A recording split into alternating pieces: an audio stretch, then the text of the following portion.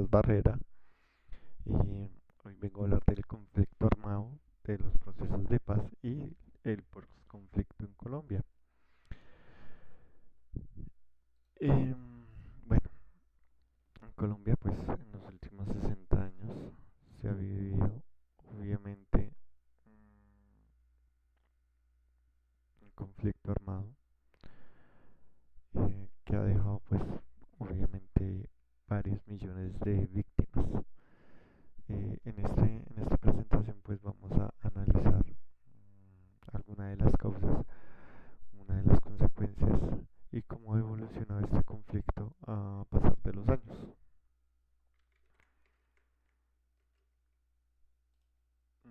Bueno, los objetivos que vamos a realizar son sensibilizar sobre el conflicto armado, analizar los procesos de paz, reflexionar sobre el rol educativo y familiar en el posconflicto y por último fomentar una cultura de paz. Bueno, empezamos con el conflicto armado en Colombia y los orígenes. Pues como bien sabemos, esto, como había dicho anteriormente, viene más de 60 años los conflictos en Colombia. Pues uno de los principales fue la violencia bipartidista en los años 50.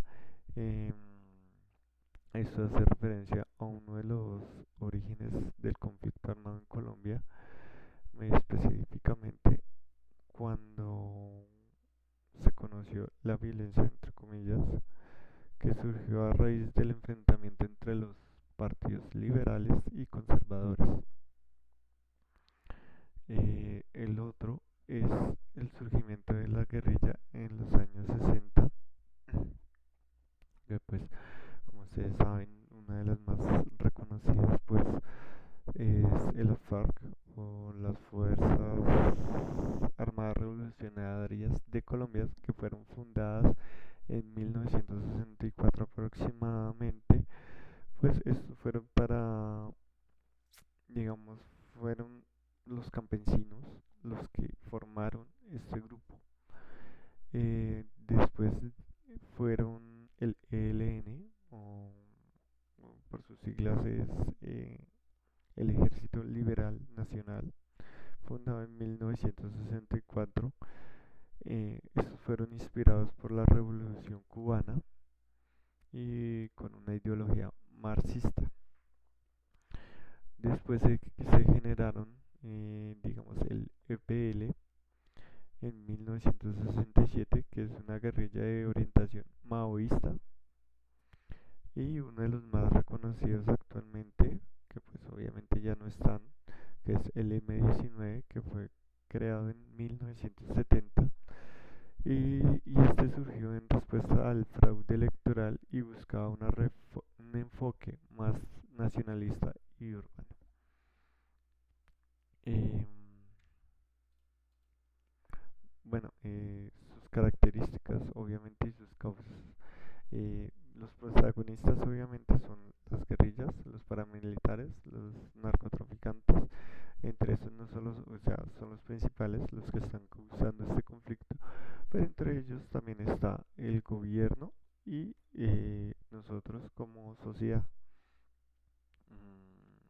Esto ha tenido consecuencias, pues obviamente pues muchas víctimas, bastantes víctimas.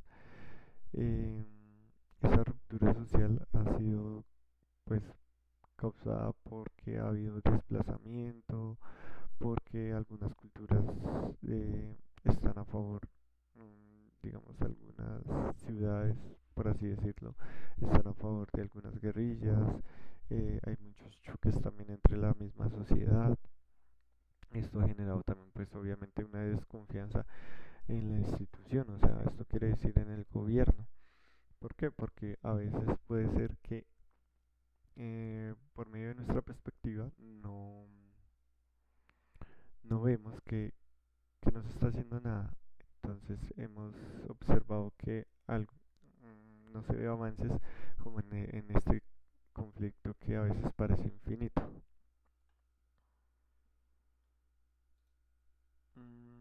Bueno, algunos procesos de paz en Colombia han sido, mm, entonces, uno de los más históricos, podría decirse, fue el acuerdo de paz con el M-19, que este fue en 1990. También la desmovilización del EPL, el PRT y el MAQL en los años 90. Otros fue el proceso con la AUOC en 2003 y 2006 y las negociaciones fallidas con el ELN y las FARC que fueron en el 2012. Una de las más ahorita recordadas y que aún siguen en proceso es el acuerdo de paz del 2016, que este se realizó con las FARC y el gobierno, obviamente. Mm, Algunos de sus componentes fueron la la reforma rural integral, que pues esto era para mejorar, digamos, el bienestar de los campesinos con acceso a tierras, un desarrollo agrícola más sostenible e infraestructura pues para este mismo desarrollo.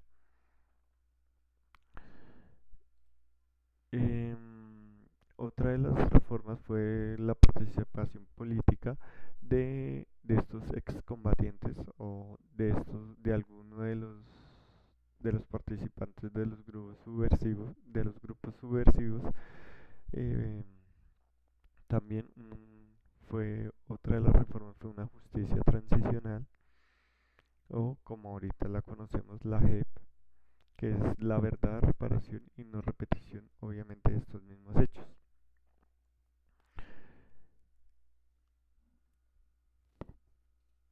Mm, los retos del proceso de paz, pues obviamente estos son muy complicados. Eh, ¿Por qué? Porque pues toda la gente no está de acuerdo. Entonces esto llega a unos incumplimientos de alguno de los acuerdos. Mm, que alguno de las personas que estaban en los grupos o que están en los grupos subversivos vuelven a las acciones que anteriormente realizaban. También pues sigue una violencia persistente, independientemente de que se esté haciendo pues estos procesos. De hay algunos grupos que están en los procesos de paz.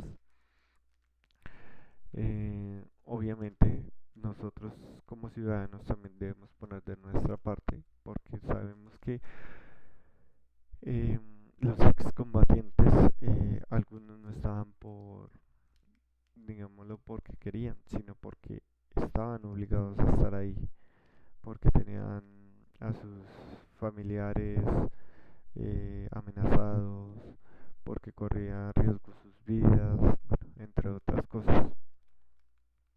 Esto también pues ha causado una débil presencia estatal en algunas ciudades, en algunos sitios rurales. Entonces son cuestiones que se deben mejorar para que los procesos de paz sean mucho mejor. ¿Qué es el posconflicto? Obviamente el posconflicto no va a ser solo que ya no va a haber guerra, ya no va a haber violencia, no va a haber más heridos, más desplazados, ¿sí? No, pues obviamente hay muchos más grupos, muchas más desigualdades que pues obviamente va a llevar a la población a alzar la voz, a algunas personas a tomar radicalización, eh, en el cual que tenemos que encargarnos de, digamos, de hacer a las personas conscientes de cómo va a ser nuestro proceso, nuestra mejora en estos conflictos. Entonces llegamos a este tema, la educación en el posconflicto. Una formación en la ciudadanía y paz. Esto pues sabemos que hemos estado en guerra durante muchos años, hemos estado ya un poco acostumbrados a estar en guerra, que pues ahora es tiempo de llevar, tiempo de transicionar a, a las nuevas generaciones y tanto nuestra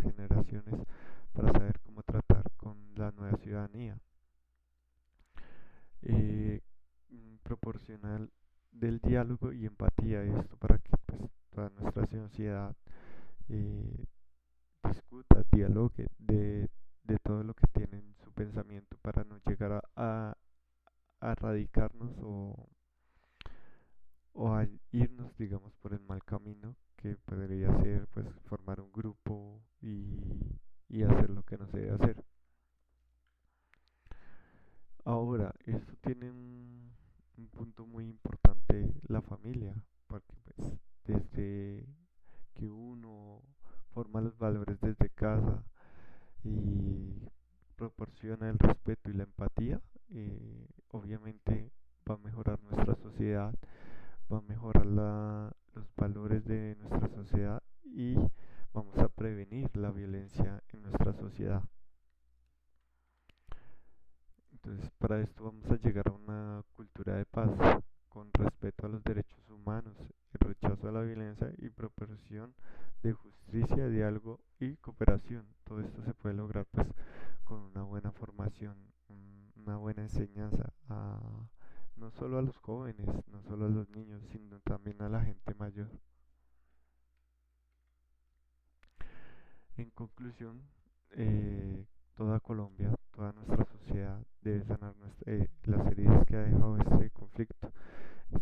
Sí, claro, esto tiene mucho, es muy complicado para las personas que han estado íntimamente con este conflicto, los desplazados, las personas que perdieron familiares, pero para mejorar, para tener una paz, tenemos que sanar esas heridas.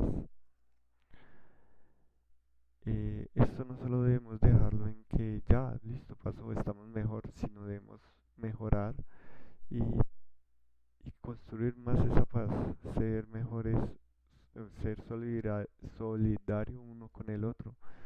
eh, y todos tenemos que llegar a ese cambio, a esa mejora. Muchísimas gracias.